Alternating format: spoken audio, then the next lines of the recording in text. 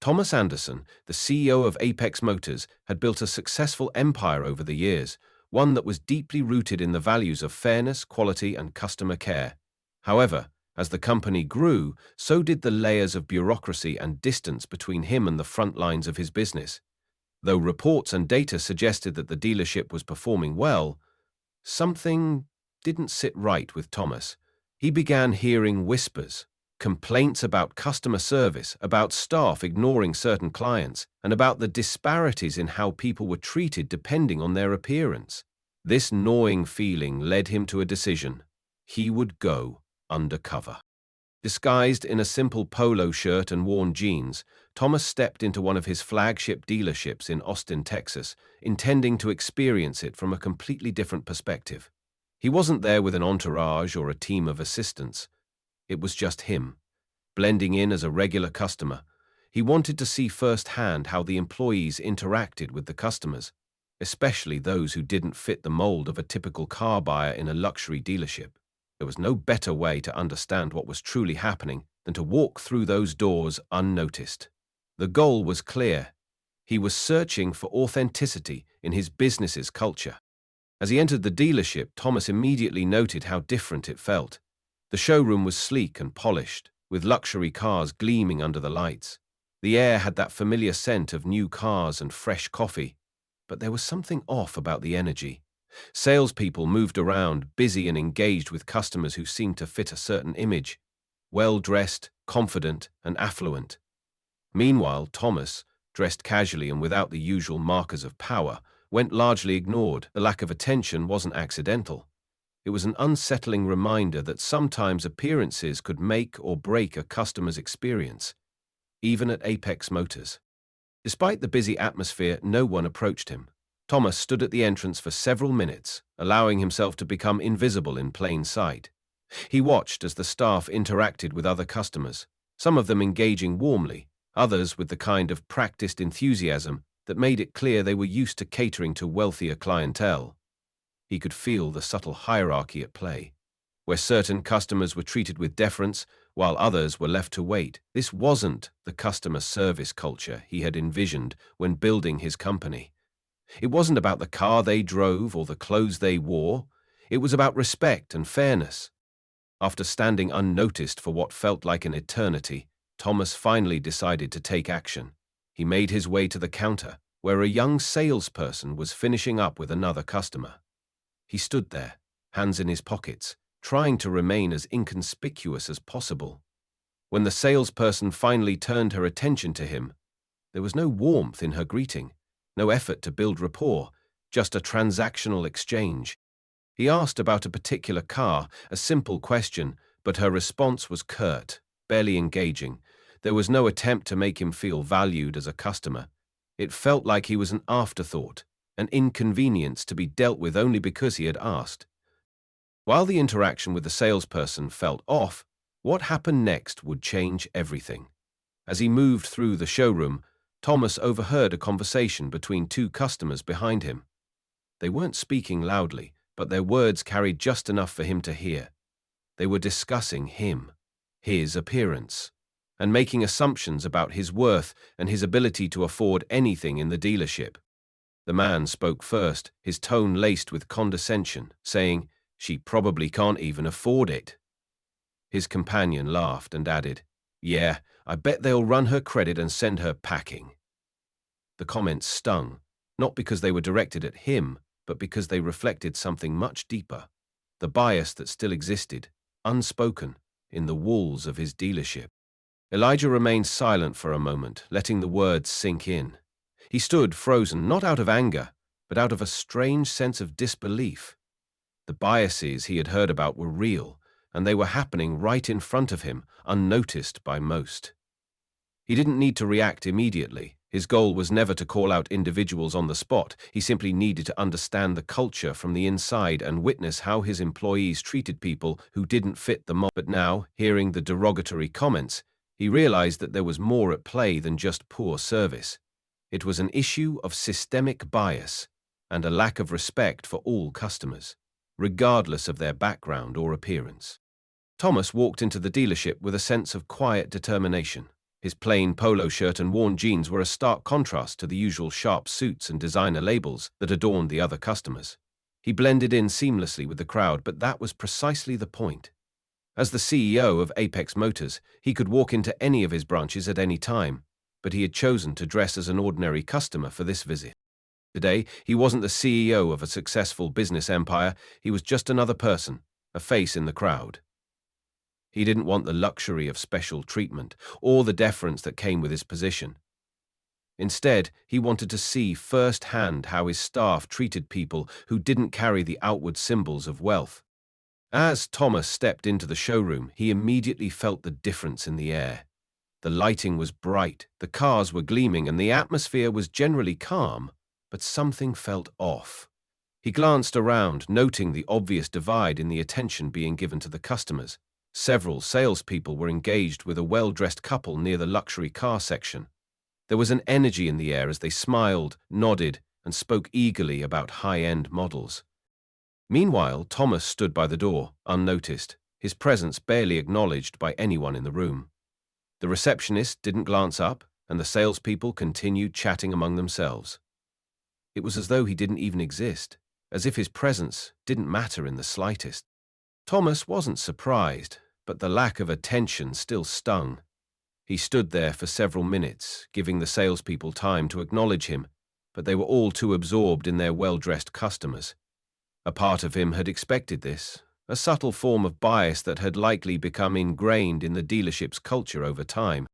It wasn't the first time he'd heard whispers of such behavior, but witnessing it firsthand only made it more jarring. How could he, as the COO, build a business that prided itself on inclusivity and respect if his own staff couldn't treat everyone with the same level of respect? This wasn't just a minor issue, it was a fundamental flaw in the way his company operated. After what seemed like an eternity of being ignored, Thomas decided to test the waters. He casually moved toward the luxury car section, pretending to show interest in a sleek sports car. His eyes scanned the vehicle, but his focus was on the staff, watching how they interacted with other customers. As he observed, it became abundantly clear that the salespeople were prioritizing the customers who looked the part. The couple near the luxury cars was receiving the full attention of the staff, their every question being answered with enthusiasm, their needs attended to with care. Meanwhile, Thomas stood there, quietly waiting for any acknowledgement. But none came. He was simply another person, dressed in a way that didn't fit the image of a serious buyer, and therefore, he was invisible. It didn't take long for him to realize that the dealership's bias was systematic. The staff wasn't just distracted by other customers, they were actively ignoring him because of how he appeared.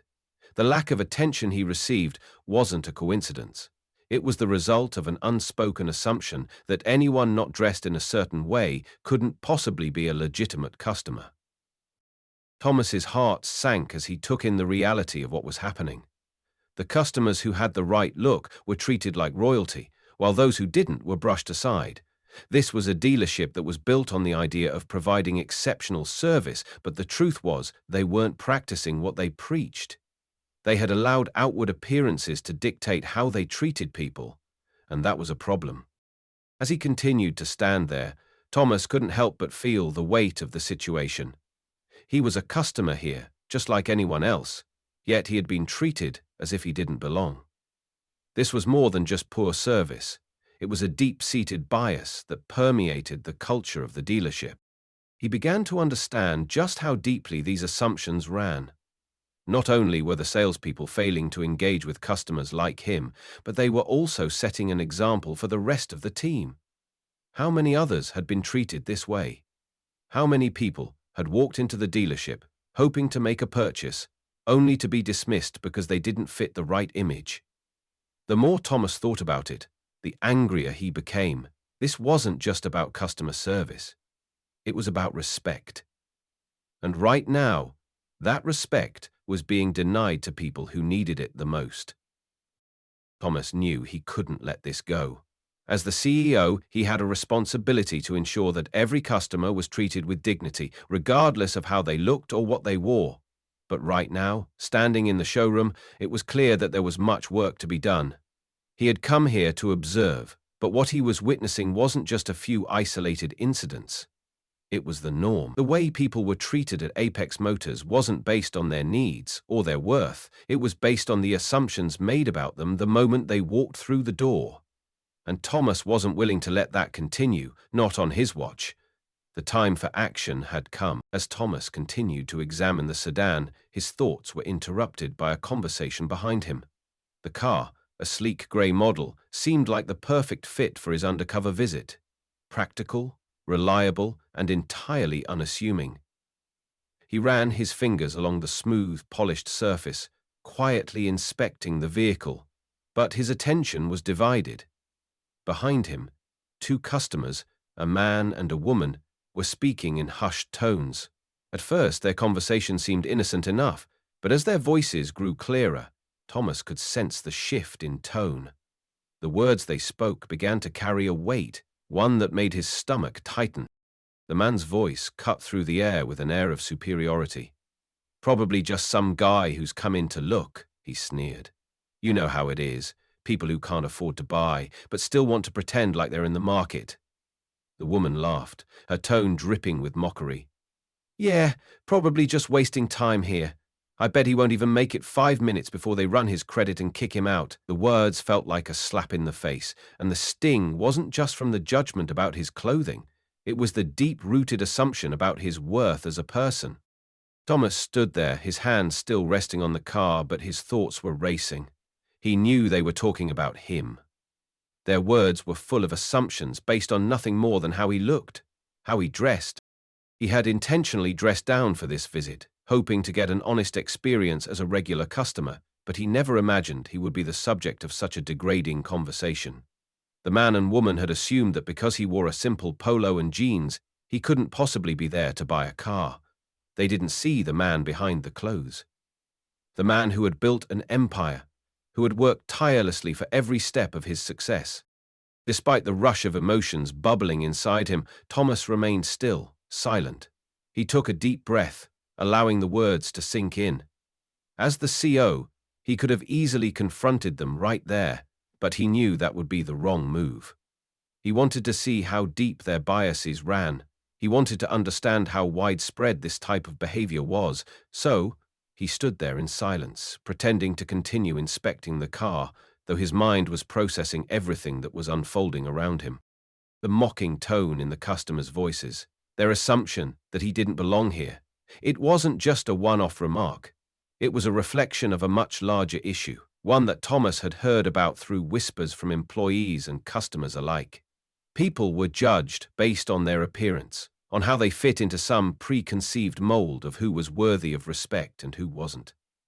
But Thomas wasn't willing to let this moment slip away without action. He had come here to see how his employees treated everyday customers, and now he was witnessing something far more troubling, something that went against the very values his company was supposed to uphold.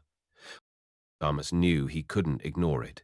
As a business owner, it was his responsibility to ensure that every person who walked through the door was treated with respect, regardless of how they looked. His company had been built on principles of fairness and integrity, and yet, here he was, watching two customers mock him simply because of his appearance. The more he stood there, the more certain he became that this wasn't just about him. This was about the larger culture within his dealership. It wasn't just about how people were treated when they looked like they belonged. It was about how they were treated when they didn't. He could feel the tension building within him, but he didn't move, not yet. He wanted to confront the customers, to make them realize the impact of their words, but he needed to be strategic. Thomas understood that people often didn't realize the weight of their biases, and sometimes the best way to address an issue was to give people the opportunity to reflect on their actions. He wasn't here for a confrontation. He was here to gather information, to understand how these biases had taken root, and to find a way to change it. But one thing was certain. This was a conversation that needed to be had, and it was going to happen soon. As Thomas stood there, letting the hurtful words of the customers wash over him, he knew the time had come to take action. He had come to this dealership undercover, hoping to understand what his employees and customers were really experiencing. And now, standing in the middle of the showroom, he realized that the issue was bigger than he had anticipated. The prejudiced assumptions, the dismissive tone, and the judgment based solely on his appearance.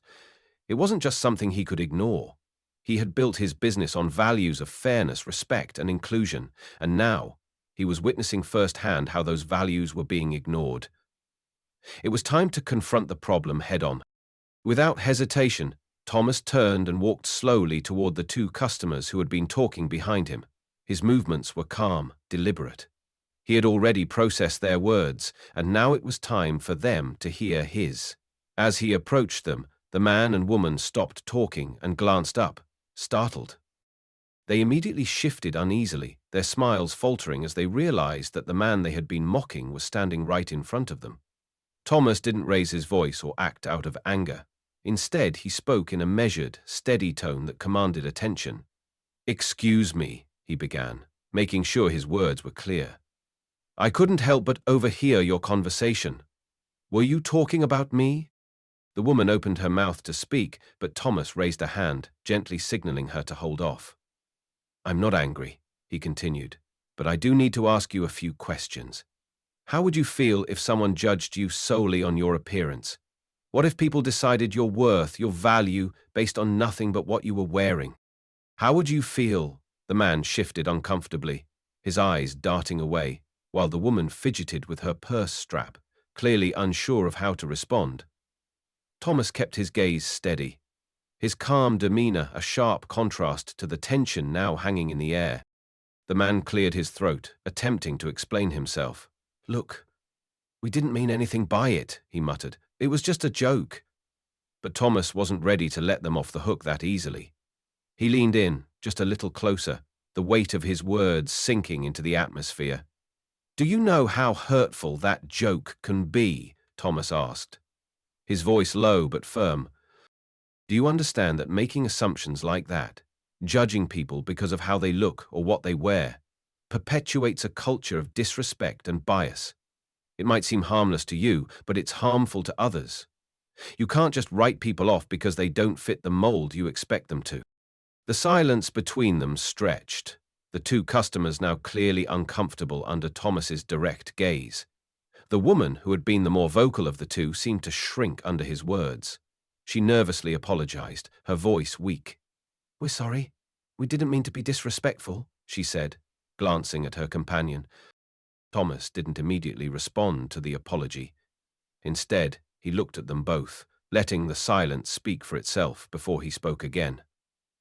"Apologies are a good start," he said, "but it's not enough to just say sorry.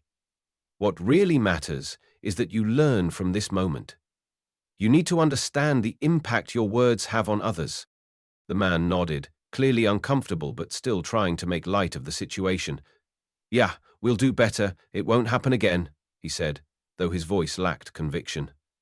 Thomas didn't buy it, not yet. He knew that real change didn't happen overnight, but it started with people acknowledging their actions and thinking more deeply about how they treated others. "I hope that's the case," Thomas replied. "But the next time you find yourself making assumptions about someone, whether they're in a suit or jeans, remember how it feels to be on the other side of that judgment." As the customers awkwardly shuffled away, Thomas took a deep breath. He hadn't come into this situation expecting to confront anyone, but he knew that silence wasn't the answer. Sometimes confronting ignorance wasn't about humiliation or making someone feel small. It was about teaching a lesson, about encouraging people to see beyond their biases. As he watched the customers walk away, Thomas couldn't help but feel a sense of accomplishment. The conversation had been uncomfortable, yes, but it was a conversation that needed to be had, and more importantly, it was a conversation that, he hoped, would stick with them. As he returned to the counter to finalize his purchase, Thomas noticed a subtle shift in the dealership's atmosphere. Employees who had been oblivious to his presence earlier now seemed more aware. A few glanced at him, their expressions curious, while others avoided eye contact, perhaps aware that something had shifted. The young woman at the counter who had processed his paperwork now treated him with more respect, her smile more genuine, her tone softer. It was as if his words had had a ripple effect, not just on the customers, but on the staff as well. And as he signed the final paperwork for his car, Thomas felt a quiet satisfaction. He had come into the dealership hoping to understand how customers were treated, and in doing so, he had started a much-needed conversation about respect and biases. In the end, this wasn't just about confronting the customers who had made hurtful remarks. It was about setting an example. It was about creating a culture where respect wasn't optional and where biases didn't get a free pass. Thomas knew that this small act of confrontation wouldn't change everything overnight, but it was a step toward the kind of environment he wanted to foster, a place where every customer, regardless of their appearance, could walk in and know they would be treated with dignity and respect. And that, to him, was what truly mattered. After the confrontation with the two customers, Thomas felt the weight of the moment settle in. The atmosphere in the dealership had changed, and he knew that it was time for the next step, an important conversation with the branch manager. Thomas had observed how the staff had interacted with him during his undercover visit, and it was clear to him that something needed to change. He couldn't just walk away and leave things as they were. He needed to address the culture he had seen firsthand, and that meant talking to the manager. As he approached the manager's office, Thomas made a decision. He wasn't going to start with anger or accusations. Instead, he was going to have a conversation, one that might open the manager's eyes to the reality of what was happening under his watch. He knocked lightly on the door and waited. The manager looked up, slightly surprised to see someone walking into his office unannounced. Thomas could see that he was caught off guard, likely not expecting a confrontation after what had just happened with the customers. Still, Thomas remained calm. "Do you have a moment?" he asked. The manager, not recognizing Thomas as the CEO yet, gestured for him to sit down. As they both settled in, Thomas began speaking. He described his experience in the dealership, focusing on the way customers were treated differently based on their appearance. "It was clear to me," Thomas began, his voice steady, "that customers who didn't look the part were treated with indifference, while those who appeared to fit a certain image were given immediate attention and respect." He continued to explain how this behavior, if left unchecked, could create a toxic environment where biases were allowed to thrive, subtly influencing the staff and the experience of customers. The manager listened attentively, but it was clear from his expression that he hadn't fully grasped the scope of the issue. He nodded, trying to understand, but there was a hint of defensiveness in his posture. "We do our best to treat everyone fairly," he replied, though his words lacked conviction. "I haven't seen any complaints." Thomas could tell that the manager didn't fully understand the depth of the problem, so he decided to dig deeper into the issue. "It's not just about complaints," Thomas said, his voice calm but firm. "It's about how people are made to feel when they walk in here. If a person feels like they're being judged based on their appearance, then we've already failed them." The conversation went on, and slowly the manager started to process what Thomas was saying. The manager shifted in his seat, his expression changing slightly.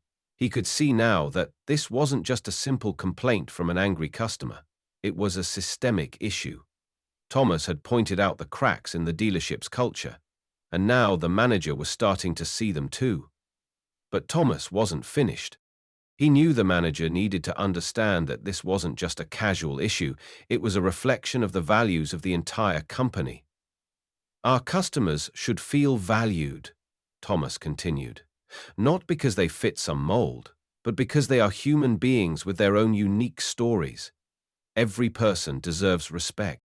And then, at just the right moment, Thomas revealed who he was. "By the way," he said, taking a breath, "I am Thomas Anderson, the CEO of Apex Motors." The manager's face went pale. It was clear that he had no idea that the man he had been speaking to was the very person who ran the entire company. The realization hit him like a wave. The words, the observations, the conversation, it all came into focus. I didn't know," the manager stammered. "I had no idea you were here undercover." Thomas smiled faintly, letting the moment linger. "That's exactly the point," he replied. "This is what happens when we don't take the time to see beyond appearances. This is what happens when we allow biases to control how we treat people." The manager's expression shifted from surprise to concern. He realized now that he had allowed a culture to develop within the dealership that didn't align with the company's core values. He had been focused on sales and numbers, but he had missed the human element, the part of the business that truly mattered. "What do we do now?" the manager asked, his voice quieter, more reflective. Thomas took a deep breath, knowing that the road ahead wouldn't be easy but was necessary. "We make changes," he said simply. "We create an environment where every customer is treated with respect, no matter what they look like. We instill a culture of fairness, inclusivity, and transparency. And that starts with leadership." As the conversation continued, Thomas made it clear that change had to start from the top. The manager needed to understand that treating people fairly wasn't just a nice idea, it was a business necessity. If the dealership wanted to succeed, it had to foster a culture where every employee, every customer, felt valued. The manager agreed, and the seeds of change were planted. This wasn't going to be a quick fix, but it was a start. Thomas knew that he had made the right decision in confronting the issue, and now he would ensure that it was addressed across every branch of Apex Motors. As the conversation between Thomas and the manager continued, Thomas felt a growing sense of urgency. He knew that the path to change wouldn't be an easy one, but it was absolutely necessary. "I want you to understand something very clearly," Thomas began, his voice steady but firm. "Every customer who walks through these doors deserves to be treated with respect, no matter what they look like or what they can afford. This is a dealership, yes, but it's also a reflection of the values we stand for as a company." His words were direct, but they carried the weight of years of hard work and determination, something Thomas knew all too well. Thomas then shared a piece of his own journey with the manager, hoping to help him understand the larger context of the situation. "When I started this business, I wasn't handed anything. I wasn't born into money. I had to fight for every inch of success," he explained, leaning slightly forward to make sure his words resonated. "What kept me going was the belief that everyone deserves a fair shot, regardless of their background or appearance. The values of fairness and inclusion have always been at the heart of what we do here, and right now, we're not living up to that standard." His voice softened slightly as he emphasized the deeper purpose behind the company's success. "The foundation we built this company on wasn't just about selling cars. It was about building a community where respect and dignity were non-negotiable." The manager, now visibly attentive and reflective, nodded slowly as he processed the weight of what Thomas was saying. Thomas knew the manager was beginning to understand the depth of the issue, but there was still more to be done. "I'm not here to reprimand you," Thomas continued, his voice resolute. "But I am here to set a clear expectation. This culture of dismissiveness, of treating customers based on assumptions, this stops now. We are going to make real change." His words were deliberate, and he wanted them to sink in deeply. "This isn't just about one incident or a few bad apples. This is about how we operate every single day, in every interaction we have." Thomas then leaned back slightly, taking a moment to gather his thoughts before continuing. "Change doesn't happen overnight, and I'm not expecting perfection right away. But we need to start with customer service training, real training that goes beyond just teaching people how to sell cars. We need to instill values in our employees that respect the humanity of every customer who walks through our doors," Thomas said, his voice unwavering. "We need to help them understand that it's not just about closing a deal. It's about building trust and treating everyone with dignity. This is how we create a culture of respect and fairness." The manager's expression shifted from one of defensiveness to one of acknowledgement. "I understand," he said, his voice quiet but sincere. Thomas could tell the manager was beginning to recognize the gravity of the situation.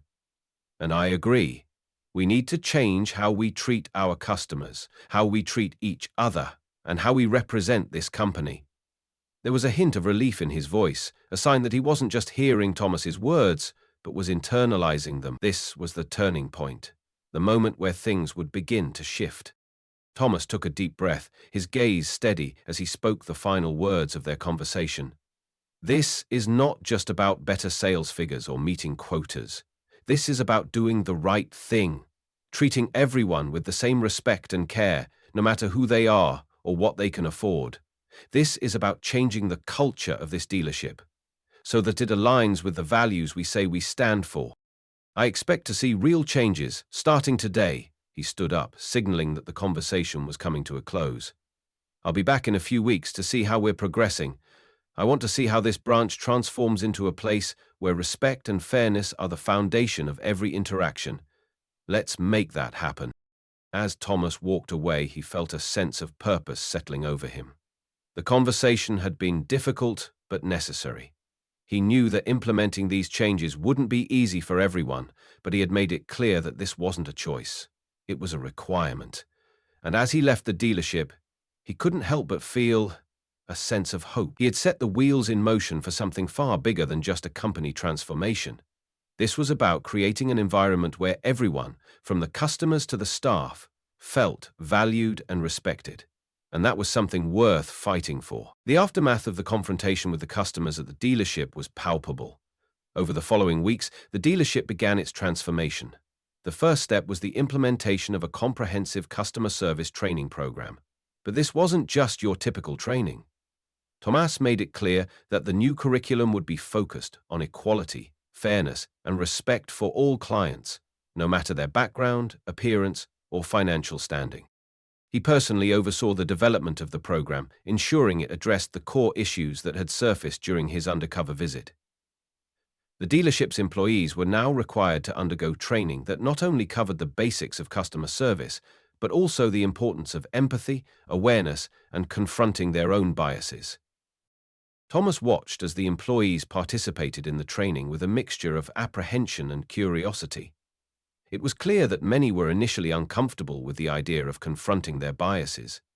However, as the sessions progressed, they began to understand the importance of creating a welcoming environment for everyone, regardless of how they looked or what kind of car they were interested in. Thomas wasn't just teaching them about the practicalities of customer service, he was imparting the values that had shaped his own journey. He reminded them that every customer who walked through the door had a story, a history, and deserved to be treated with respect. For Thomas, this was not just about improving the dealership's bottom line, it was about rebuilding a culture that was rooted in dignity and fairness. As the weeks went by, the atmosphere at the dealership slowly began to change. Employees were now engaging with customers in a more thoughtful and respectful manner. The casual dismissals and assumptions that had once been part of the culture began to fade, replaced by a new focus on service and respect. Thomas observed the shift, feeling both proud and hopeful. The change wasn't immediate, but it was happening. He knew it would take time for the new attitudes to fully take root, but the early signs were promising. Employees who had once seemed distant or indifferent were now making a conscious effort to build rapport with customers, asking questions to understand their needs rather than making assumptions based on appearances. One of the most profound changes was seen in the leadership.